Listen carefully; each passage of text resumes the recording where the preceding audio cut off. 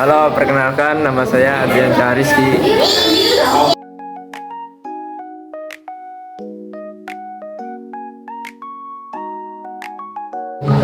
Halo semuanya, perkenalkan nama saya Veronica Carmeli. Halo.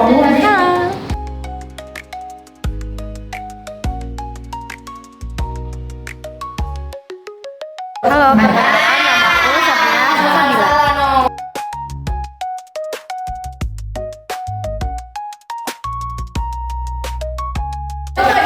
Halo, perkenalkan nama saya Maina Putri Pane.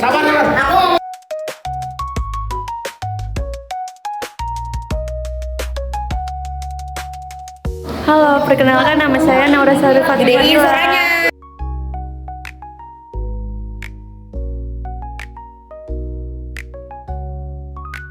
Halo, perkenalkan nama saya Azam bin Rizky.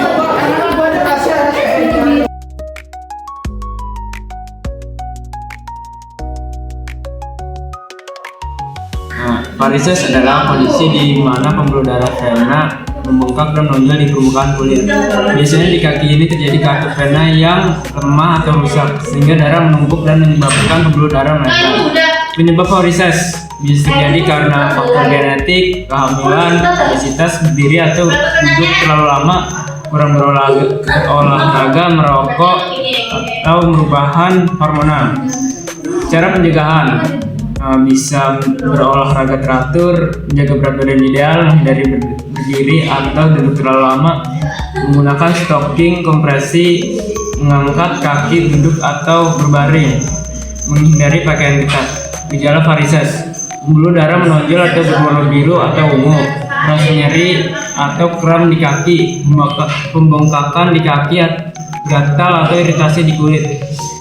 Penyakit yang terkait: tromboflebitis, peradangan vena, ulkus vena, luka pada kulit, dan peredaran darah.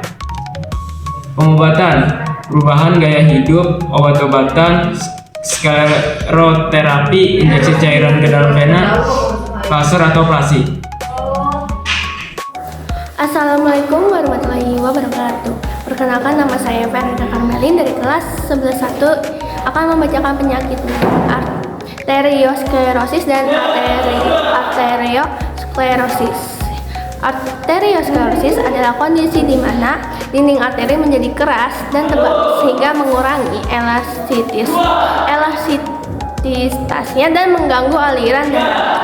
Arteriosklerosis adalah jenis arteriosklerosis yang disebabkan oleh penumpukan lemak seperti lemak, kolesterol, dan kalsium di dinding arteri, sehingga menyebabkan penyempitan atau penyumbatan aliran darah.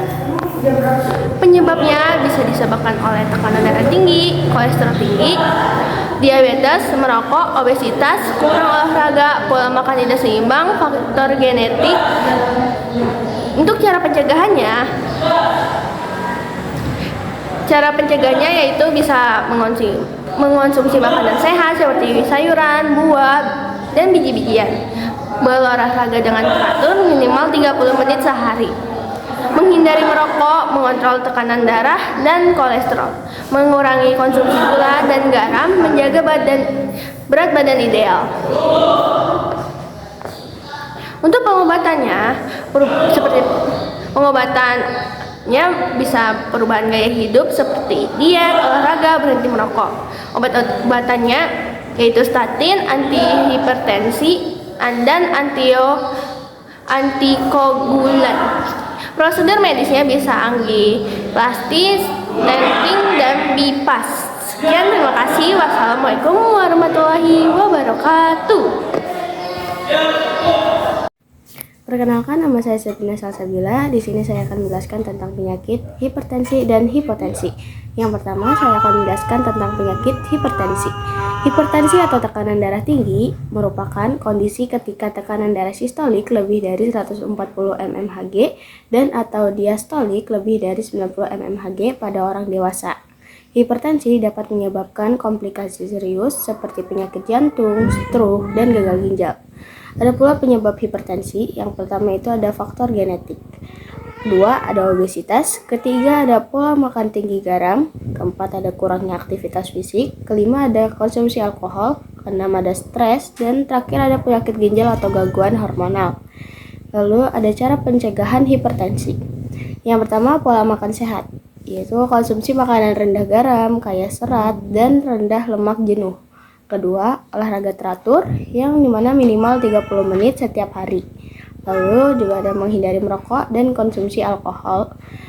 Mengelola stres dengan teknik relaksasi seperti meditasi atau yoga, dan terakhir pemeriksaan rutin untuk memantau tekanan darah. Lalu ada juga pengobatan hipertensi. Yang pertama, perubahan gaya hidup seperti pola makan sehat dan olahraga teratur, obat-obatan seperti diuretik, ACE, inhibitor, dan beta blocker. Lalu yang kedua, ada penyakit hipotensi atau tekanan darah rendah, merupakan kondisi ketika tekanan darah sistolik kurang dari 90 mmHg dan atau diastolik kurang dari 60 mmHg. Penyebab hipotensi yaitu yang pertama ada dehidrasi, kedua kekurangan nutrisi, ketiga gangguan jantung, keempat efek samping obat, dan terakhir ada gangguan endokrin.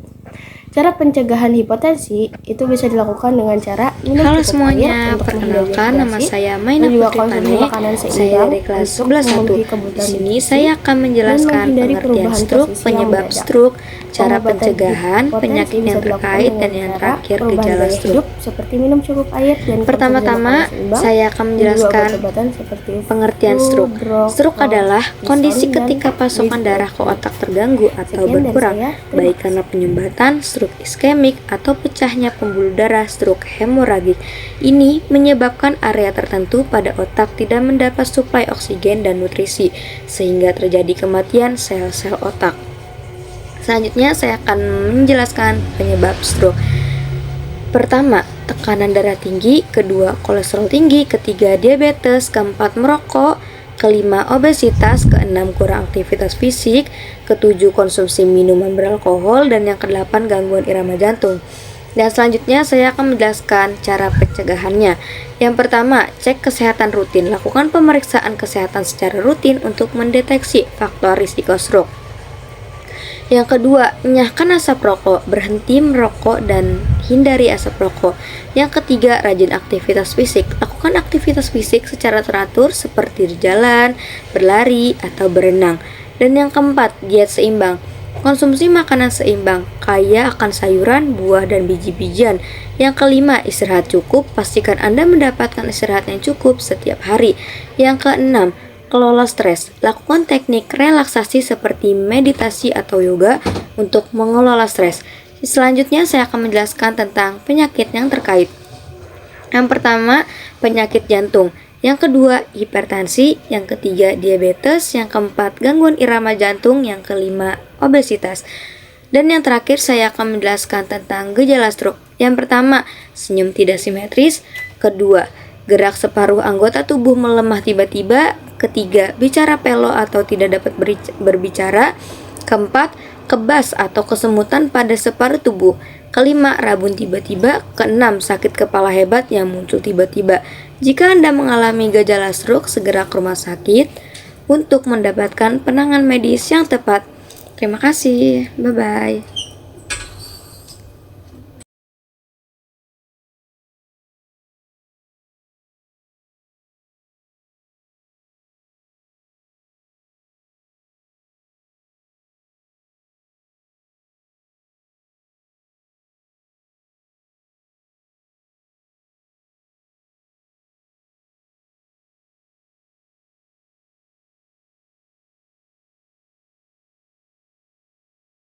Halo semuanya, perkenalkan nama saya Nurul Saratul Madela. Saya dari kelompok 1. Di sini saya akan menjelaskan penyakit yang mulus atau turnus. Dan saya akan menjelaskan penyebab, penyakit terkait, gejala, cara pencegah, dan pengobatannya. Pertama-tama saya akan menjelaskan pengertiannya. Trombus adalah gumpalan darah yang terbentuk dan tetap di lokasi asalnya di dalam pembuluh darah. Sedangkan embolus adalah gumpalan atau bisa berupa darah, lemak, atau udara yang terlepas dan bergerak melalui aliran darah hingga menyebut pembuluh darah yang lebih kecil di lokasi lainnya. Penyebabnya yaitu ada kerusakan di dinding pembuluh darah akibat cedera, infeksi, peradangan atau aterosklerosis. Yang kedua, perubahan aliran darah. Aliran darah yang lambat atau statis sering terjadi akibat jangka panjang perubahan komposisi darah. Kondisi yang membuat darah lebih menggumpal. Selanjutnya itu ada penyakit terkait. Penyakit terkaitnya yaitu ada trombosis vena dalam atau DVT, emboli paru, serangan jantung, penyakit pembuluh darah, Previer, dan stroke. Gejalanya itu ada di kaki atau di VT. Pembengkakan pada suatu tungkai, nyeri atau kram sering dimulai di betis. Perubahan warna kulit merah atau ungu dan sensasi hangat di area yang terdampak. Yang kedua, di paru-paru atau emboli paru. Sesak napas tiba-tiba, nyeri dada, atau terutama saat bernafas dalam atau batuk. Detak jantung cepat, batuk berdarah, pusing, dan pingsan. Yang selanjutnya itu ada cara hidup mencegahnya. Gaya hidup sehat, menjaga berat badan ideal, rutin berolahraga, dan tidak merokok. Yang kedua, tetap terhidrasi. Minum cukup air untuk menjaga kekentalan darah tetap normal. Yang kedua, gerakan. Beristirahat dan bergerak secara teratur saat duduk dalam waktu lama. Misalnya saat perjalanan jauh atau bekerja di kantor. Yang ketiga, memakai kaos kaki kompresi.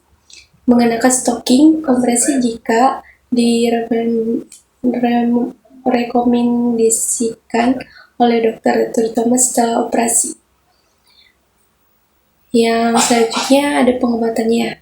Cara pengobatannya yaitu menggunakan obat antikoagulan, obat pengencer darah seperti heparin atau varfarin diresepkan untuk mencegah pembekuan darah bertambah besar dan mencegah gumpalan baru terbentuk. Terus selanjutnya ada obat trombolitik, pemasangan stent atau operasi bypass.